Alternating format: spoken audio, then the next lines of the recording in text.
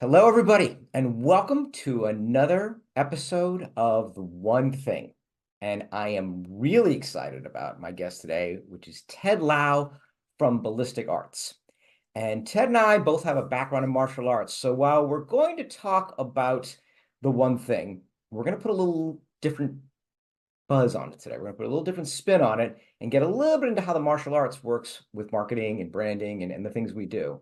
So, but before we get there, Ted, why don't you take a moment and just introduce yourself, tell everybody a little bit about your background, how you ended up where you are today. Hey Seth, nice to see you again, my friend, and thank you for having me on the show. Yeah, a little bit of background, Ballistic Arts. So it's my company. I've had it for 22 years. We are a full service lead gen agency. We help B2B companies in the mid-market space, mostly distribution, manufacturing type clients, grow their sales leads through digital marketing. We do a lot of targeting with personas and then use a lot of data to help them grab qualified sales to grow their business. That's us. And I mean, I started in the room above my parents' garage and kind of built it from there, brick by brick, staff by staff, client by client. And it's been a lot of fun. And I get to meet a ton of different folks across North America. And I think that's how you and I met, even though we're on different parts of the continent. True. True. And if memory serves, you are a Hapkido practitioner, correct? Yes, sir. Yes. Well, I was. I'm a little bit old now, and my like stuff breaks, and so my Hapkido master was like, Ted, you get old, you have business, and he's like basically telling me like I should probably not, break my back to do martial arts anymore. And I still train at home, but I don't do a lot of the grappling anymore. I do a little bit of weapons training from time to time, but for the most part, I'm trying to keep it reasonable compared to when I was in my 20s and 30s. I hear you. I hear you. It ain't, as the saying goes, it ain't the age, it's the mileage, right? It's the mileage. Yeah, absolutely. And there's a bit of mileage. I've heard ever so Hapkido, for those of you who don't know, is a Korean self-defense martial art. And so you do everything from punching and kicking, but there's also grappling, joint locking, and weapons training. And the joint locking is the stuff that really can damage you if you're working with, a bunch of my buddies. I call them my idiot friends. We have a club called our Happy Fun Death Club, and we're all old middle aged men now. But once upon a time, we were all trying to like who can beat out who, and you crank on a joint here and there too much, and you get injured. So I've injured almost every major joint in my body, other than I think it's my no, was like my right ankle. I think one like there's one part that is the only part I haven't injured. Oh So man, I feel your pain. I was writing on this the other day. I've broken knuckles, I've broken toes, I've cracked ribs, I've broken yeah, my man. nose. For those who don't know, my background is ninjutsu and Filipino Kali and some Jeet Kune Do. So yeah, lot of ouchies, a lot of getting hit. I Uh, should have worn my Bruce Lee watch. I just completely forgot. I have a Bruce Lee like special edition watch that celebrated Jeet Kune Do. I should have worn it for this occasion. oh, that would have been neat. All Yeah. right, so let's get to the heart of the matter. So, as you know, the crux of the show, the one thing is if you can only get your clients to do one thing, what would it be? But you've got an extra caveat today. Hmm. Bring some of your martial arts into it because I found in my career I use a lot of the philosophies that I picked up in how I work with marketing, how I work with my clients. So I would love to hear your take on how you bring marketing into the business world and how you Yeah. would use that as a one thing for your clients. Well, I was thinking about this as we were chatting earlier, and the one thing, if we're talking about like if people haven't done marketing before, right? We're talking about like folks that are maybe not as seasoned as you and I. I think back to my martial arts days. The first thing that I learned in Hapkido, being a Korean self-defense, was all about the blocking. It was like literally the first month or so of my training was my Hapkido master just yelling at us and using styrofoam pool noodles and trying to hit us. And we had to learn to block, right? And just the basics of footwork, the basics of strikes, like just learning the basics before you can fly. Another Hapkido master of mine later on, when I got my black belt, would always, I'm, impetuous, young, impatient. And I was trying to do all these crazy things. And he's like, Teda, life is long, right? And he was trying to tell me that, hey, slow down, be patient, take it a step at a time. And that's probably the advice I would give anyone that's kind of venturing into the market and marketing foray is that got to get the basics first. Anyone that's listening to this is probably an expert in their space, but they probably haven't done a ton of marketing. But realizing that you have knowledge that you can pass on, but maybe taking it a step at a time, piecing it out, figuring out what the fundamentals are, and then just doing something that you might want. You start where with what you know. For instance, if you are artistically inclined, maybe you start with some social media posts that have graphics and whatnot. If you're a writer when you were younger, do some blog posts. If you were someone that, is a bit of a prima donna, did a lot of theater, go grab your phone. There's a smartphone. You can just start grabbing some video and just take it a step at a time and be patient. That's a thing that I learned also with Hapkido. We did a ton of grappling. And the ones that actually typically succeeded and won were the ones that had enough air in their lungs and didn't pass out from all the grunt work.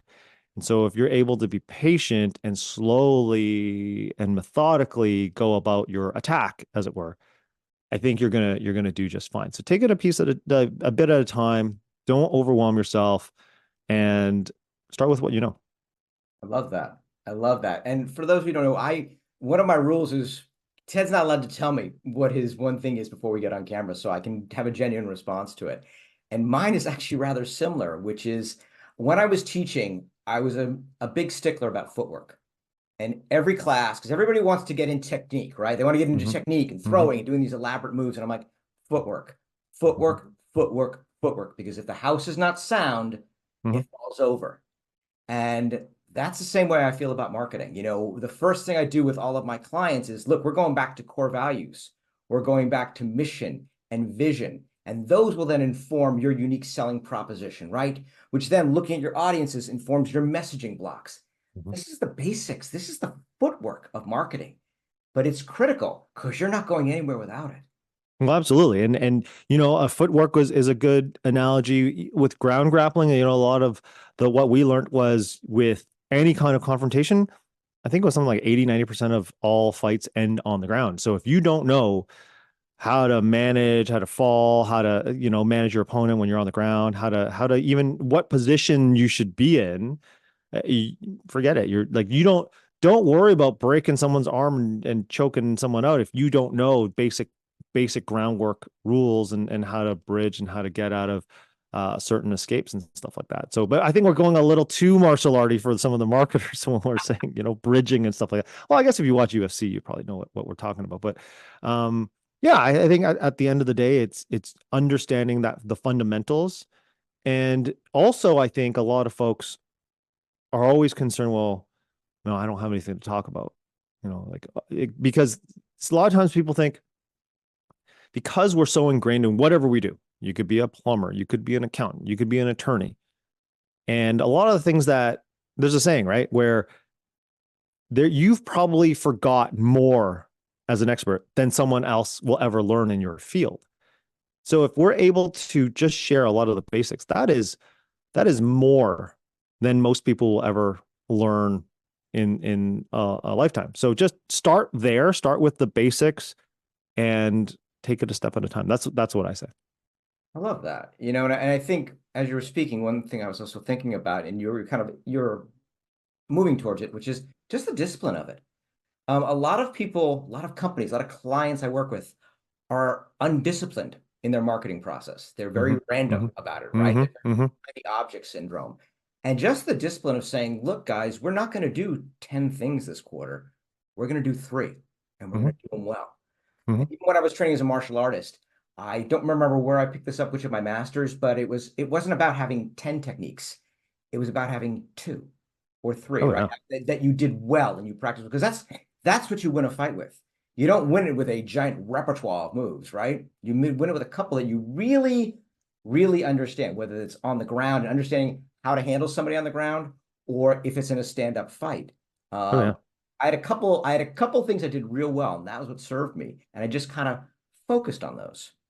Well, I think that's ultimately the thing with any kind of success, martial arts, marketing, whatever you do is that consistency, the 10,000 hours, as it were, right?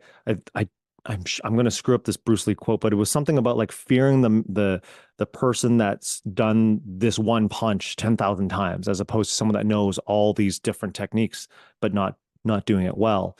So if you're able to focus on the one thing over and over and over again, be really disciplined, and that's really what you want to do. But in our society, we get a lot of attention grabbing from other things and social media and all that, and sometimes we lose focus. I remember when I was going for my second degree black belt and doing sword work, like the samurai sword work. My entire class that I would ever have, two things I would do. One, when you get your black belt, you start from scratch. You're basically doing the entire thing from all the belts that you're doing, but now you're learning them again, but slower and with refinement.